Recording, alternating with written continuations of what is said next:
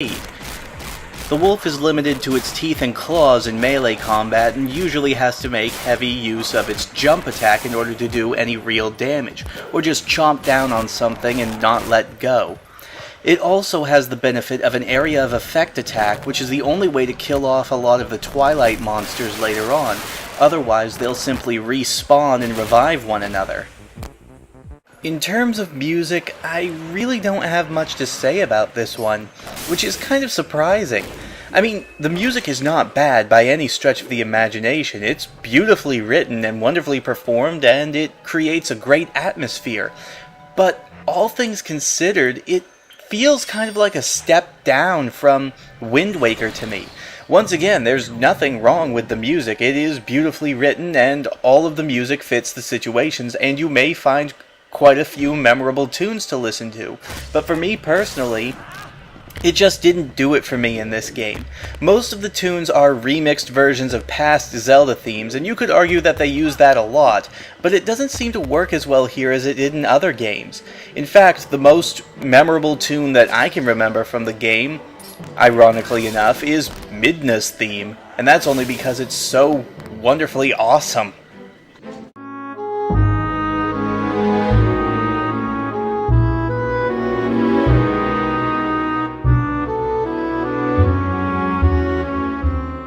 God, that tune is awesome. Anyway, aside from the music, the most difficult thing I had to critique in this game was probably the theme, because it's not very evident. Since this is a return to form, the theme would most likely be just exploration and adventure like it had been in the very old ones. But after digging a little deeper, I did find one particular theme, which I have dubbed the theme of duality. It's the idea behind this whole Twilight thing that they have going. While characters in the game seem to constantly refer to Twilight as a place of darkness, let me remind you all that Twilight is not darkness, but it isn't light either. It is that time in between day and light. And with that in mind, you have to remember that Twilight doesn't really take sides. Twilight, in essence, is neutral, much like how we associate night with evil and day with good. Twilight is just neutral. This is further punctuated by the fact that the power of Twilight is actually being used by both factions in this game. On the side of darkness, you have Zant, who is being manipulated by Ganondorf, and who is using all of his powers for evil.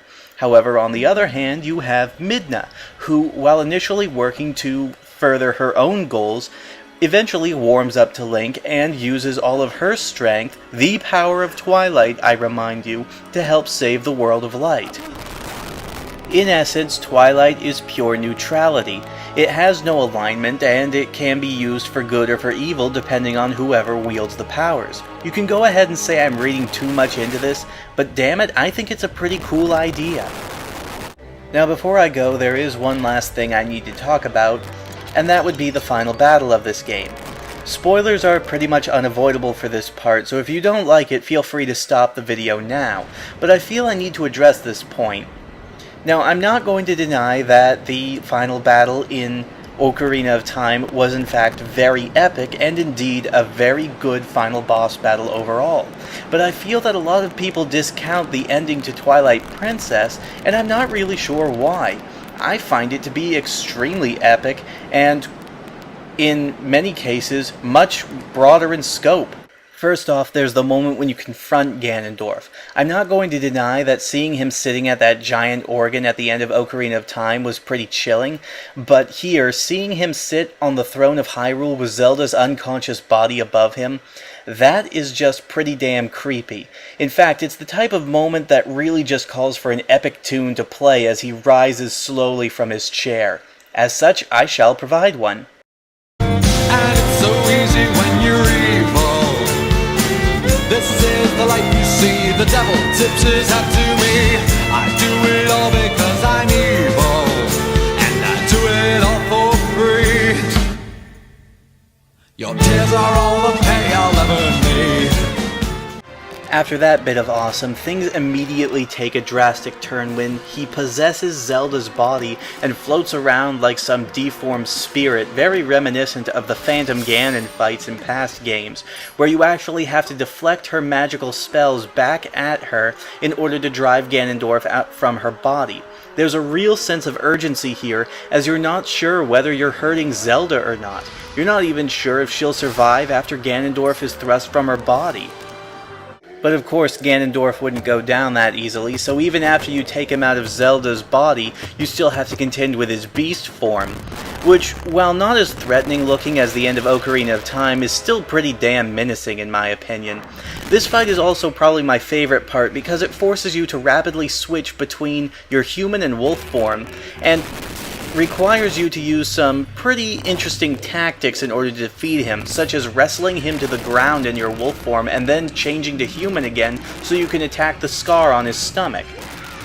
Of course, even that's not enough to keep Ganondorf down, and he comes back as a floating, disembodied head thingy. Yeah. Midna, intent on keeping her new friend safe, teleports both Link and Zelda out of the temple, intent on fighting Ganondorf by herself. And I have to say, given what we saw before, I'm pretty sure she could take him. After all, she is the ruler of the Twilight Realm, and she does have the hidden power.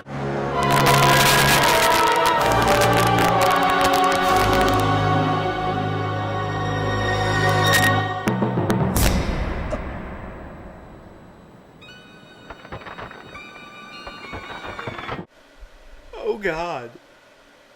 Oh God. Midna.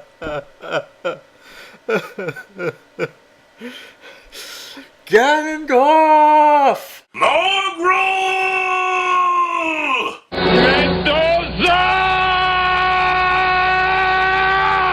Time compression! So after that dramatic moment, Ganondorf continues to prove how badass he is when he rushes down at you from a hilltop with an army of frickin' Ghost Riders. Their brands were still on fire and their hooves were made of steel. Their horns were black and shiny and their hot breath he could feel. A bolt of fear went through him as they thundered through the sky, for he saw the riders coming hard and he heard their mournful cry. Luckily, through the magic of, well, magic, Zelda is able to summon the spirits of light and get you out of the way of the charging army quickly, and is also able to gain control of the light arrows, the last weapon needed to defeat Ganondorf. And so the two of you charge forward, intent of bringing down Ganon once and for all, in what I have to admit is probably my least favorite part of this entire battle. Now don't get me wrong, this type of battle is pretty epic in scale, but the problem is it's just so damn annoying. You have to constantly chase Ganon all around the entirety of Hyrule Field and stay close enough so that Zelda can whack him with the arrows of light. Why she doesn't give the arrows to an experienced archer like Link, I won't understand, but that only stuns him. Then you have to close the distance and hope that you can hit him with your sword, which is pretty difficult to do on horseback, for some reason. But of course, even after all that, that isn't the end of the game. Oh no, Ganon will not stay down in this fight. No, instead, you see him rise up from the dust after he and his horse collapse, and he finally does what everybody's been waiting for him to do this entire game. He challenges Link to a mano-a-mano match, sword to sword, hand to hand. This is the most epic part of any final battle. A shield surrounds them, they both draw their weapons, and then they fight. This is where the spoilers end, because I don't want to give away the ending to this fight, but suffice it to say, it is a suitably epic end to a very epic battle. As an aside, I would also like to note that the ending of this game is one of the most triumphant in the Zelda series, but it's also one of the most tear-jerking, and considering the ending to Wind Waker, that is saying something.